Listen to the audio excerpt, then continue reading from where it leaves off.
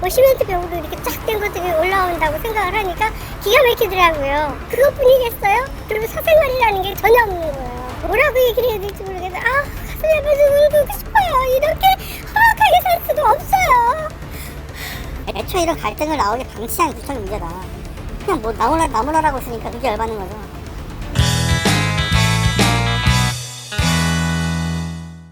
당신의 아파트는 안녕하십니까? 불편한 아파트를 편안한 아파트로 법률 전문 콘텐츠 불편한 아파트. 자, 오늘은 이한기 기자와 개민의 변호사님과 함께 할 건데요. 자, 이한기 기자, 이번에는 저희가 처음 다루는 거죠. 1조권. 이번에 좀 문제가 발생한 곳이 어디였나요? 이번에 저희가 다녀온 곳은 서초구 서초동에 있는 서초 현대 홈타운이라는 아파트입니다. 아우, 좋은 동네인데. 이 아파트 11m 앞 부지에, 그러니까 바로 정면에 아파트보다 높은 이제 근린 생활 시설이 건축 계획을 냈고 이제 허가를 앞두고 있습니다. 근데 여기가 이렇게 할 수밖에 없고, 그리고 이런 상황에 처하게 된 게 이곳이 입주권 제외구역에 속하게 됐어요. 1조권 제외구역도 그렇고 뭐 수인 한도라는 용어도 그렇고 약간 낯선 내용들이 조금 있어요. 한번 이제 그 현장 다녀오면서 영상 찍었죠? 네. 예, 그 내용 한번 보고 한번 얘기를 좀 이어가도록 하겠습니다. 살기 좋은 동네인데 지금. 맞아요. 저 정남향에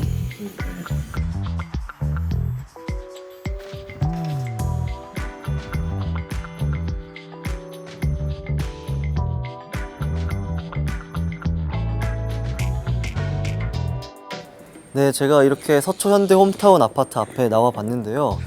실제로 이렇게 와보니까 아파트 부지보다 이쪽 부지가 한 건물 2, 3층 정도 높이가 더 높더라고요. 네, 지금 도로 건너편에 나와 있는데요.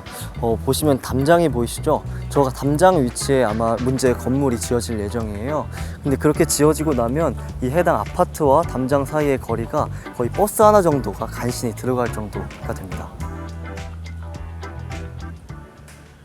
생각을 해보세요. 이 아파트를 가릴 만한 건물이 들어선다고. 괴물 같은, 그것도 뭐 이렇게 아기자기한 게 아니라 뭐 시멘트 벽으로 이렇게 쫙 된 것들이 올라온다고 생각을 하니까 기가 막히더라고요. 그랬는데 그것이 이제 들어오면서 우리 집도 어두워지고 동굴같이 될 거고, 또 항상 불도 켜놔야 되고, 그러면 우리는 완전히 동굴 속에서 살겠더라고요. 그것뿐이겠어요? 또 창문도 나올 거 아니에요. 창문에서 집이 다 들여다보이잖아요. 우리만 보여요. 우리 윗집도 다 들여다보여요. 그리고 사생활이라는 게 전혀 없는 거예요. 뭐라고 얘기를 해야 될지 모르겠어요. 아, 가슴이 아파서 울고 싶어요. 이렇게 허락하게 살 수가 없어요.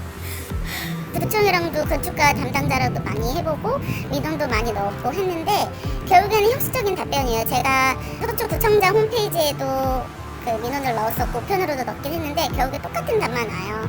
계속 그렇게 얘기를 해요. 시행사와 뭐 합의 보세요, 합의 보세요. 근데 합의를 보는 게 우리가 아니라 구청 입장에서는 국민이 이렇게 피해를 보면 구청이 나서서 해줘야지 왜 저희가 그렇게 해야 되는지 이해가 안 되는 거예요. 저는 근데 시행사가 잘못했다고 생각이 안 들거든요. 시행사는 어쨌든 전문 건축업자들이고 업자들은 불법성을 가지고 짓진 않아요. 대부분이. 근데 지금 제가 문제 삼고 있는 거는 구청에서 본인들이 만들어 놓은 법 때문에 이게 갈등이 생겼는데 이거를 조정하지 않고 아니 법이라서 어쩔 수가 없다. 그럼 법은 누가 만들었냐? 본인이 만들었어요. 총장 단독으로 집행해서 나온 거거든요.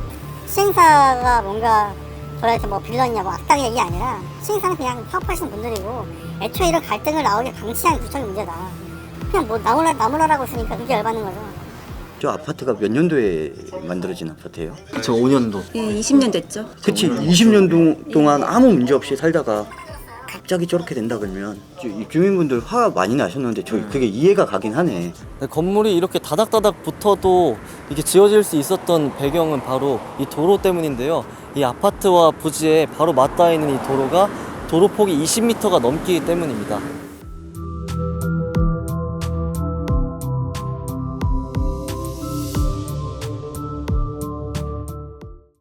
뭐 내용을 일단 보기는 했는데 뭐 좀 몇 가지 조금 여쭤보고 싶은 게 있어요, 변호사님. 저 일단 지금 여기 서초 현대홈타운 같은 경우 그 이한기 기자가 아까 취재해온 거 보면 여기가 조금 더 침해를 좀 많이 받고 있는 건가요? 아니면 통상 대부분이 한 이 정도 받는 경우가 많은 건가요? 그 정도는 사실 법원에서 공사 중지를 해줄 정도로 수익 한도를 넘었다라고 보는 거거든요. 하루에 동짓날 1시간도 안 들고 연속일조 30분도 안 된다는 건 사실상 안 된다는 거거든요. 제가 정밀하게 이게 뭐 수치를 못 봐서 알 수는 없지만 금전 배상 청구는 다는 아니어도 4시간, 2시간 미만 해당되는 세대들은 이게 굉장히 많이 나올 걸로 보이고요. 여기 같은 경우에 저층 부분은 특히 1조권 침해가 좀 심할 걸로 보입니다. 이 1조권 제외구역이라고 아까 그 이한기 기자가 얘기를 했는데 이 1조권 제외구역이라는 게 저는 좀 되게 낯설거든요. 일단은 제외구역을 말씀드리기 전에 우리나라 1조권 규정에 대해서 먼저 설명 좀 드려야 될 것 같아요. 그 우리나라에서는 건물 신축 처음에 허가를 받을 때 건축법과 그 위임을 받은 건축법 시행령, 그다음에 지자체 조례, 서울시 같은 경우에는 서울시 건축조례겠죠. 거기에 나와 있는 그 1조권 확보를 위한 높이 제한 규정이라는 게 있습니다. 그거를 기본적으로 따라야 되고요. 그 일반 주거지역과 전용 주거지역만 적용이 되고 준주거지역, 상업지역, 준공업지역 같은 경우에는 아예 적용이 안 된다고 보시면 되고요. 그 규정을 살펴보면 일단은 10m 초과한 부분에서는 건물 높이의 2분의 1만 이경을 하면 되는데요. 그게 예를 들어서 건물이 12m다. 그러면 12m의 절반 6m. 6m는 더 들어가야 되는 거죠. 높이별로 연결을 해보면 사선이 되는 거예요. 그래서 이제 보시다 보면 지나가다 건물들이 이렇게 사선으로 돼 있는 걸 아마 보셨을 수도 있어요. 북쪽으로 돼 있을 때. 근데 실제로 그렇게는 많이 안 짓고 바닥 면적을 줄여서 층별로 계단식으로 베란다가 자동으로 나오는. 그래서 어떻게 보면 왜 남쪽도 아닌데 북쪽에 베란다를 냈지? 이게 다 이제 1조권 사선 제한 때문에 그런 거고요. 그러면 여기에 이것도 솔직히 조금 피해를 많이 볼 수 있는 네. 요지가 좀 있는데 1조권 제외구역이라고 하면 이거에 전혀 상관없이 지을 수 있다, 건물을 지을 수 있다 이런 뜻인 건가요? 네네. 그래서 2015년도 7월 달에 개정된 그 건축법 시행령에 따라서 예외 조항이 생겼는데요. 신축 건물이랑 그 옆에 건물이 20m 대로에 접할 경우에 그 도시미관 형상을 위해서 그 건축 허가권자가 지정하는 구역에서는 이 방금 말씀드린 1조권 이격거리라든지 높이 제한 규정을 아예 적용하지 않아도 되는 구역이 신설됐습니다. 주민들이 왜 이해가 안 된다. 왜 1조권을 이렇게 예외 조항을 뒀지라고 이제 얘기를 많이 하시는데요. 계단식으로 나오는 그런 인면 이게 조금 보기 안 좋다라고 본 게 아닌가 도시 미관상으로. 그런데 뭐 환경적인 측면에서는 뭐 별로 고려를 한 것 같지는 않습니다. 법원에서 판단 내리기에 그 금액으로 산정을 대충 어느 정도를 해주는지 혹시 여쭤봐도 될까요? 그 8시부터 오후 4시까지 8시간이면은 8시간 1시간을 1%라고 럽하게 계산을 했을 때 기존의 8시간을 꽉 채워서 들다가 해가 하나도 안 들었다. 그러면 8%가 떨어졌다고 봅니다. 집값의 8%. 게다가 법원에서는 그 감정한 그 금액을 100% 인정해 주는 경우는 많지는 않고요. 또 책임 제한이라는 걸 하게 됩니다. 그래서 주민들이 느끼기에는 실제로 우리 집 이것 때문에 집값 하락한 거를 상세가 안 된다. 이거 가지고 안 된다라고 주장하는 경우가 굉장히 많고. 그리고 또 하나 여쭤보고 싶은 게 아무래도 가까운 곳에 건물이 들어서면 사생활 침해 아까 진짜 입주자분도 막 화를 내시면서 엄청나게 격양된 목소리로 말씀을 하셨는데 이거 3등급 예상이라고 나왔는데 거의 굉장히 높은 거죠. 1등급부터 10등급까지를 이제 보통 많이 이제 합니다. 그래서 그 중에서 4등급까지는 이거는 수준을 넘었다라고 법원 감정인데 자체적으로 좀 이렇게 많이 계산을 하시는 부분이 있고 예전에 하규심 판례에서도 4등급까지를 조금 침해를 인정했던 경향이 있어서 그러면 이것도 사생활 침해에 관련돼서도 피해 보상이라든지 법적으로 뭐 좀 요청을 할 수가 있는 건가요? 집값 하락분이 있습니다. 예, 그래서 그 부분도 감정이 가능하고요.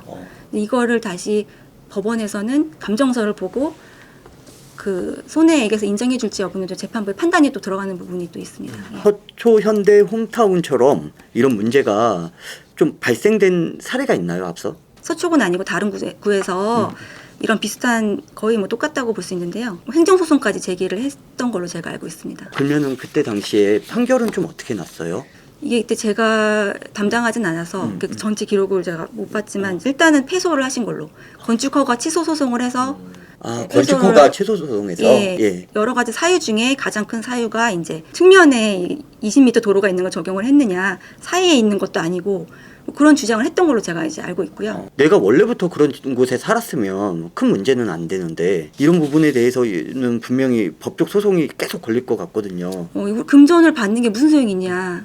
사실은 이제 안 져지는 게 제일 좋죠. 그 사람들 자기 재산권 소유 이 땅에 대한 재산권이 있기 때문에 그분들이 건물 짓는 걸 또 막을 수는 사실은 없어요. 그런데 도저히 이거는 배상할 수 없을 정도다. 침해가 너무 심각하다라고 할 정도의 상황에서는 그 방해배제 청구권이라는 게 있습니다. 그래서 방해를 하지 않게 방해 배제 청구권이라고요. 방해 배제 청구권. 네네, 금전으로 인한 손해배상 청구 소송 말고 아예 다른 소송이에요. 그런 뭐 공사중지 가처분이라든지 공사중지 본안 소송을 제기를 할 수가 있고, 공사중지 가처분 같은 경우에는 조금 이제 싸워봐야지 알 것 같습니다. 이런 거 판결 같은 경우는 금방금방 나죠, 좀. 금방 안 납니다. 아, 이것도 오래 걸려요? 네, 통상 오래 걸린다면? 통상 2, 3년 주민들이 피가 마르죠. 네. 저도 좀 이번에 느꼈던 게 이런 피해 사례가 생각보단 적어서 그러면 서초구 말고 다른 데 좀 잘하고 있나 보다라고 저는 생각을 했었거든요. 그래서 다른 자치구에서 물어봤어요, 전화로. 이런 사례가 없었는데 혹시 어떤 장치들이 있었나요? 이렇게 물어봤는데 아니요, 그런 건 없는데요 라고 하더라고요. 거기도 지금 이 아파트처럼 설계가 안 돼 있었기 때문에 지금 운이 좋아서 지금 그런 분쟁이 거의 없었던 거지, 이제 앞으로 계속 지정이 되면 이런 사례가 충분히 더 있을 것 같다라는 게 좀 짐작이 되더라고요. 자, 그 일조권이라고 하는 내용, 이거 당연한 권리인 줄 알았는데 또 막상 보니까 그렇지도 못한 것 같아요.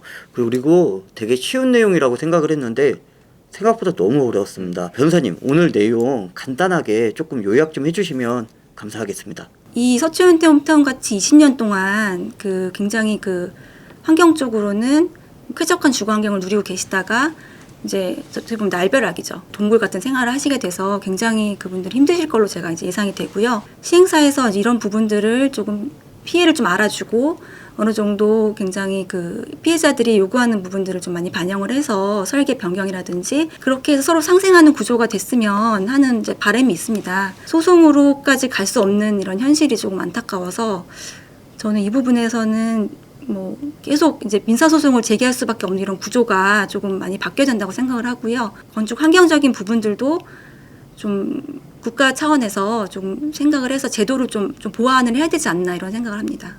그나마 다행인 거는 법적으로 피해를 조금 보전받을 수 있는 게 명확하게 나와 있는 내용인 것 같아서 조금 다행이라는 생각, 입주민 입장에서 다행이라는 생각이 들고요. 이제 마무리하도록 하겠습니다.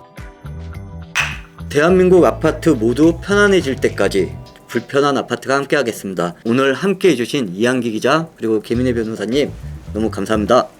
수고하셨습니다. 좋아요, 구독, 댓글, 알림 설정 부탁드립니다.